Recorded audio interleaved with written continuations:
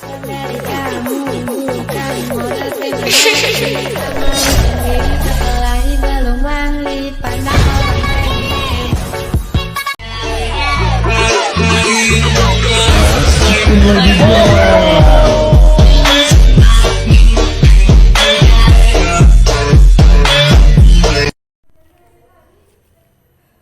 Assalamualaikum warahmatullahi wabarakatuh.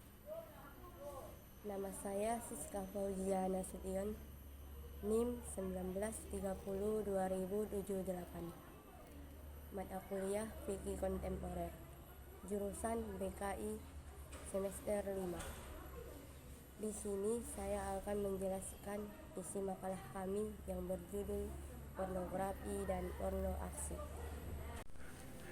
Yang pertama, pengertian pornografi dan porno aksi. Pornografi dalam rancangan pertama didefinisikan sebagai substansi dalam media atau alat komunikasi yang dibuat untuk menyampaikan gagasan-gagasan yang mengeksploitasi keseksualan, kecabulan, dan erotika. Sedangkan porno aksi yang mengeksploitasi keseksualan, kecabulan, dan erotika tetapi secara umum. Menurut bahasa, pornografi berasal dari kata Yunani, yaitu porne yang berarti perempuan jalang, dan graphein yang artinya menulis. Dari sinilah sumber utama dan objek utama pornografi itu adalah perempuan. Dari referensi lain, porno juga bermakna cabul. Dari pengertian inilah pornografi dapat dipahami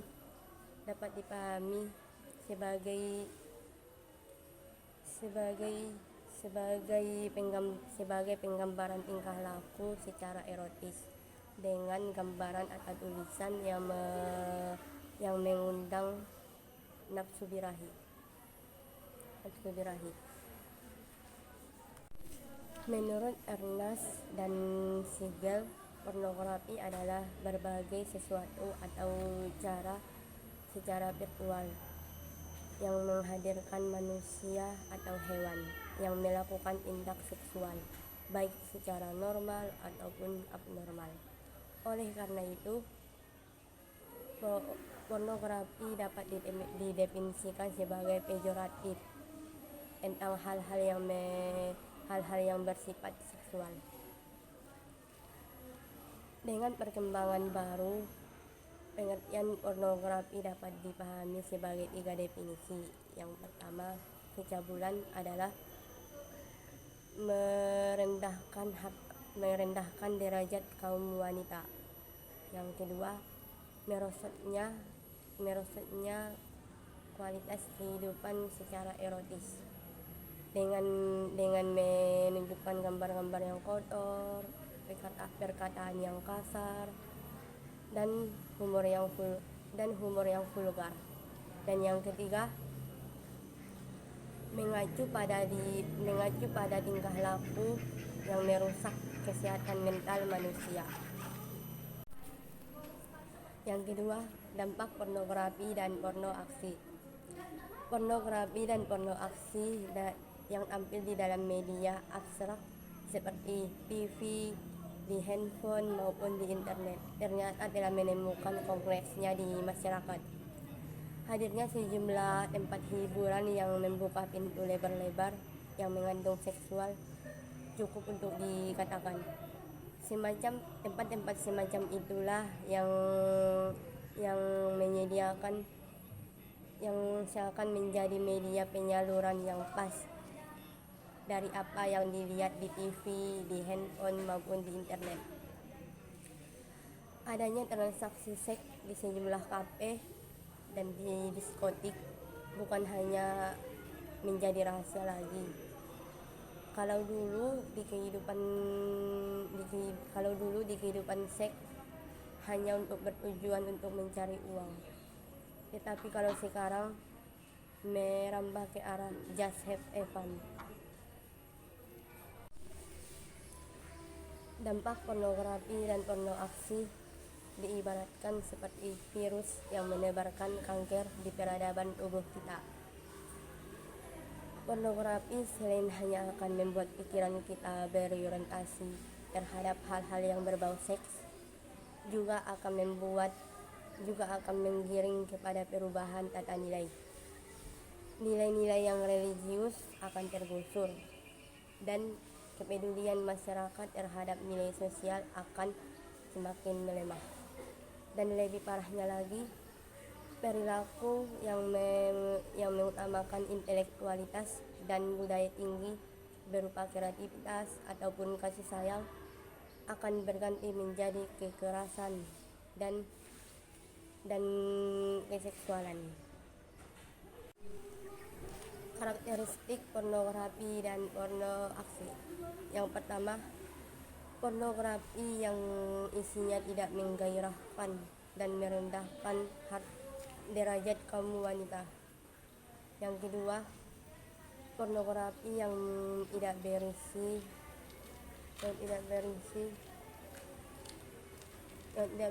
degradasi eksplisit atau tema kekuasaan. Karakteristik pornografi dan porno aksi. Yang pertama, pornografi yang isinya tidak menggairahkan atau merendahkan derajat kaum wanita.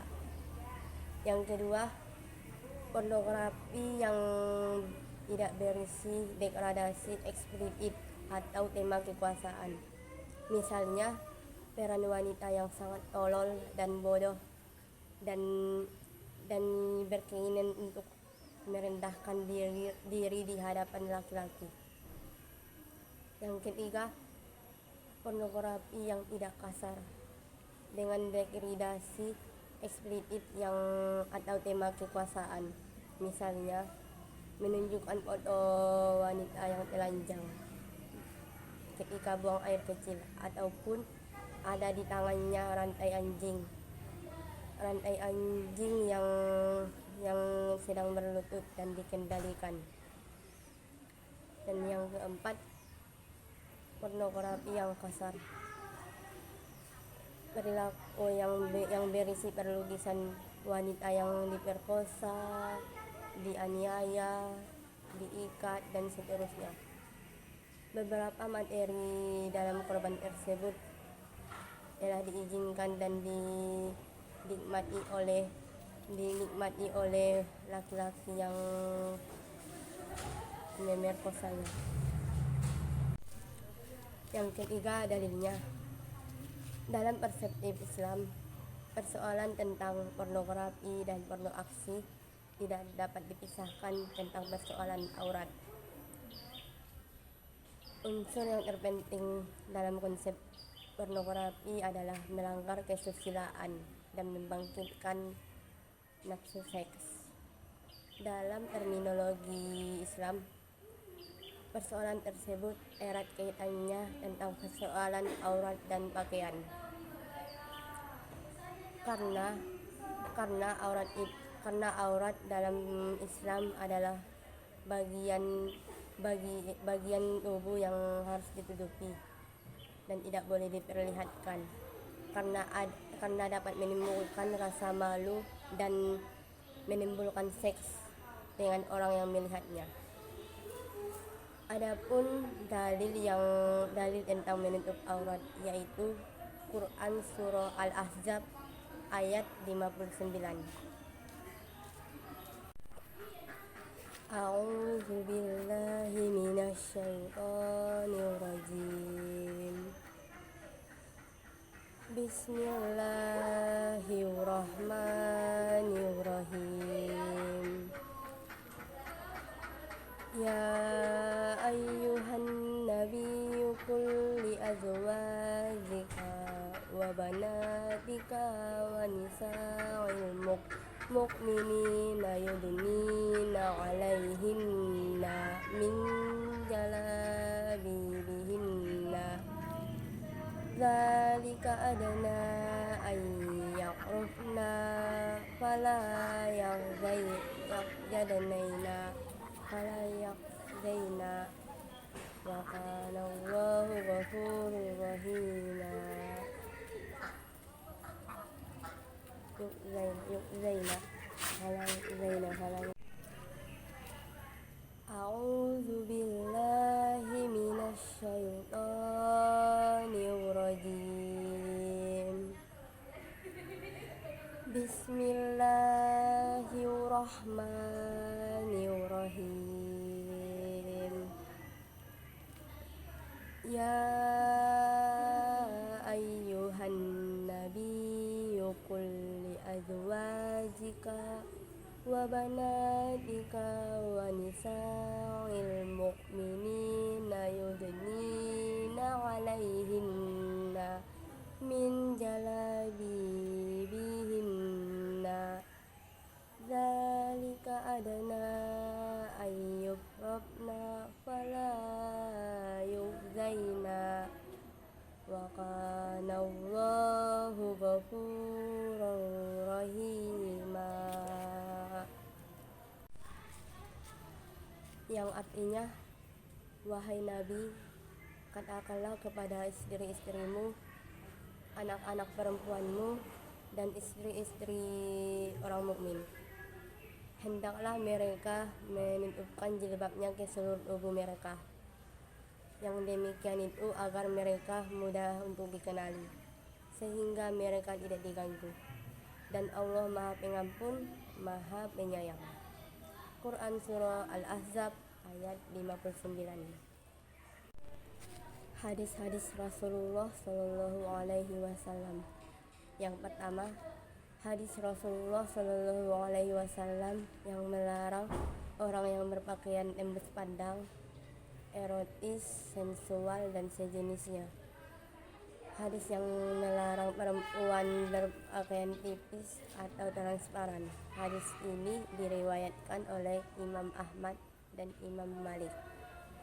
Yang kedua, hadis Rasulullah Shallallahu Alaihi Wasallam yang melarang orang berperilaku tertentu, seperti orang laki-laki yang berpenampilan seperti tokoh dan singgah di masjid, sedangkan istrinya sendiri berpenampilan telanjang. Hadis ini diriwayatkan oleh Imam Ahmad. Yang ketiga, hadis Rasulullah Shallallahu Alaihi Wasallam yang melarang orang berhalwat. Hadis ini diriwayatkan oleh Imam Bukhari dan Ibnu Abbas.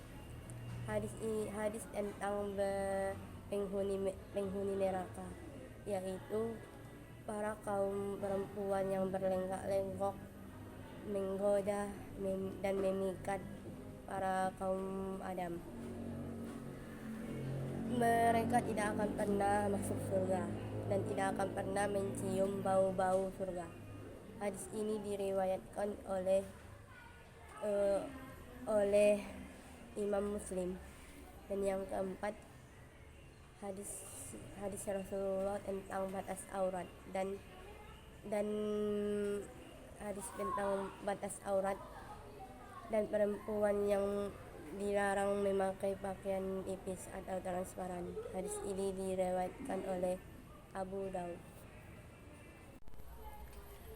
Kaidah usul fikih dan kaidah fikih. Yang pertama, kaidah usul fikih menyatakan bahwa segala sesuatu perbuatan yang haram adalah haram. Yang kedua, kaidah fikih. Yang pertama, mendatangkan mafsadat adalah lebih mendahulukan daripada mendatangkan maslahat. Yang kedua, segala mudarat dapat dihilangkan. Yang ketiga, melihat pada sesuatu yang lahir dari sesuatu yang haram adalah haram. Dan yang ketiga melihat